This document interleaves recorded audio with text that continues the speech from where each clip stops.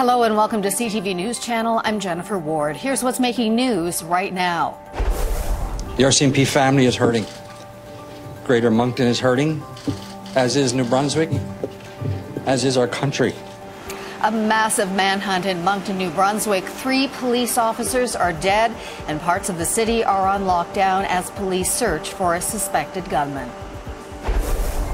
For those who came to this place, young men, and especially those who never returned home.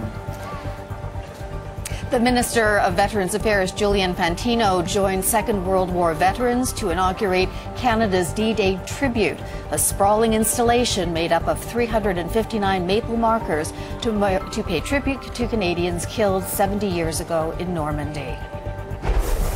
Canada's Eugenie Bouchard has lost in her bid to make it to the final of the French Open, but she still made history in Paris today as she squared off against her childhood idol, Russia's Maria Sharapova.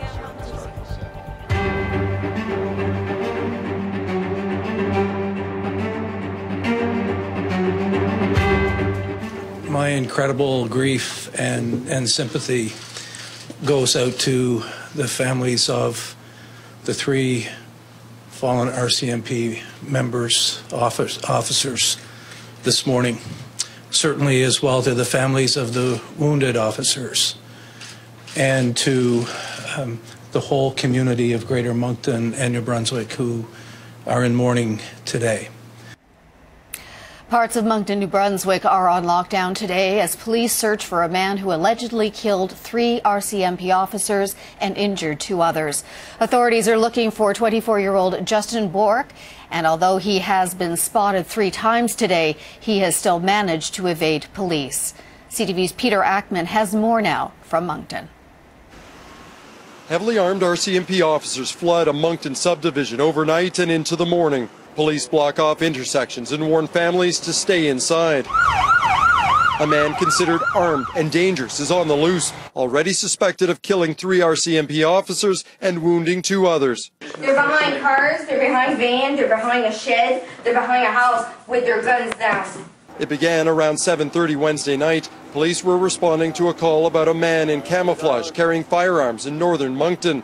A short time later, witnesses heard shots being fired. I seen cop cars, SUV, the windows got blown out, and a few shots were shot through the front windshield, and I seen some gruesome details inside the spatter shots inside the SUV, and I do believe I seen what was a cop lying down on the ground. Late into the evening, an emotional RCMP constable confirmed the news. While responding to a call of an armed man in the north end of the city of Moncton, 3 of Kodiak RCMP's officers were shot and killed. 3 officers dead, 2 others in hospital, though their injuries not considered life-threatening. Police identified a suspect, 24-year-old Justin Bork. A Facebook profile appearing to belong to the suspect paints a chilling picture, with posts professing a love of guns and a disdain for the police. RCMP say he was spotted 3 times this morning. We've got the best and the brightest, the greatest of technique and technology, and we're hoping that we're going to be apprehend this individual as soon as we possibly can. Never in my darkest dreams did I ever think that we would be facing what we're facing today in Moncton. And today from the G7 in Brussels, condolences from the Prime Minister. This should obviously remind us that our men and women in law enforcement put their lives on the line every day to serve and protect us as Canadians. And our thoughts and prayers are with the families of those killed. I met with the families this morning prior to coming here, and as you can all imagine, they are hurting. There's actually no way to describe the level of hurt. Schools and government offices are closed today. The city has also pulled all buses off the road. 16 hours after the manhunt began, police admit they have no idea where the suspect is. Peter Ackman, CTV News, Moncton.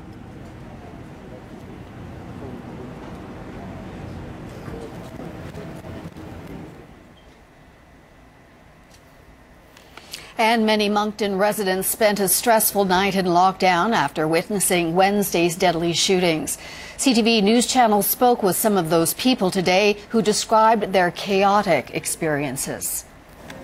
We were just on the patio and relaxing, and all of a sudden we heard shots fire, and our neighbors are telling us, you know, get in the house, lock the doors. There's a guy that has a gun, he's shooting cops. And we just ran inside, and that's when we saw the undercover cop. And from that point on, that's when my stepdad noticed a shadow of the shooter, and we just banged and screamed at the officer, trying to tell him, like, turn around. But by then it was too late, and he was shot and he was dead. The police cruisers, they had barricades, weapons drawn. They're directing people to get out of the area. Basically told them I had kids there, and they were very, very nervous. You could tell. As I got in, it was a dark SUV, unmarked. It turned out to be a canine vehicle. Lots of glass and lots of blood. And but the first thing I noticed really was not just was the 4 bullets in the middle of the windshield, clearly targeting the driver. Caroline Wilson came face-to-face with the shooter. She joins us from Moncton now.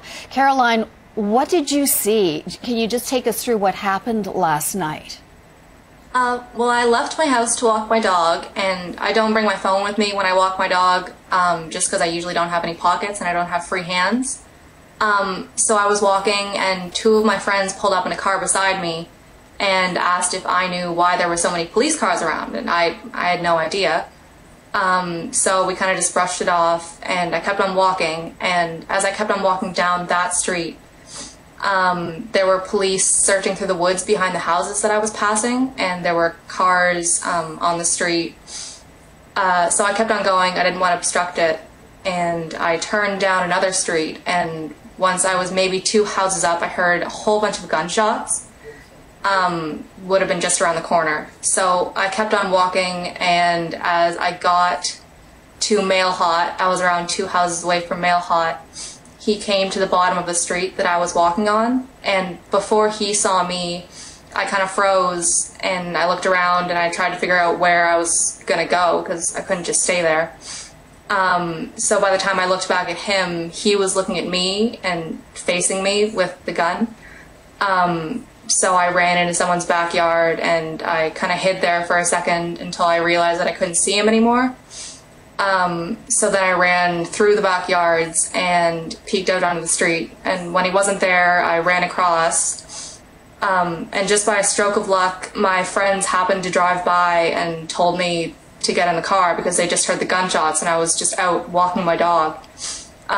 So I jumped in the car, and we drove home, and I called the police and blocked the doors and called my parents. And as you made eye contact with him, what was going through your mind, and did you feel at risk?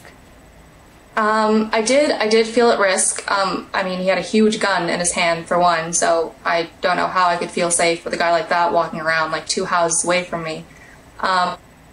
My first thought was, obviously, I need to get out of sight from him.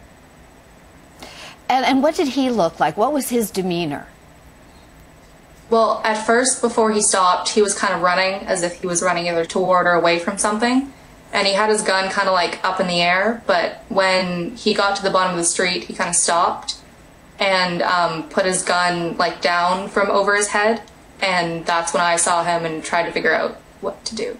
And as far as police presence in the area, were they trying to direct you to go in a particular area or away from the scene? Not at that point, no. They had just had the shots fired, so I think at the point when I walked by, they didn't realize how dangerous this guy was. But, I mean, by the time I got to that street, he had either shot someone or had at least fired shots. So I just ran home, and I didn't really stop to talk. And have the police interviewed you since then? No, not so far. All right. Must have been just the most harrowing experience for you. I hope it's the worst thing that ever happens to me. Oh, my goodness. Well, Caroline Wilson, we appreciate your time so much. Thank you for sharing your story with us. Thank you. Well, now what many residents did as soon as they heard shots ringing out was to post pictures and video online, and many captured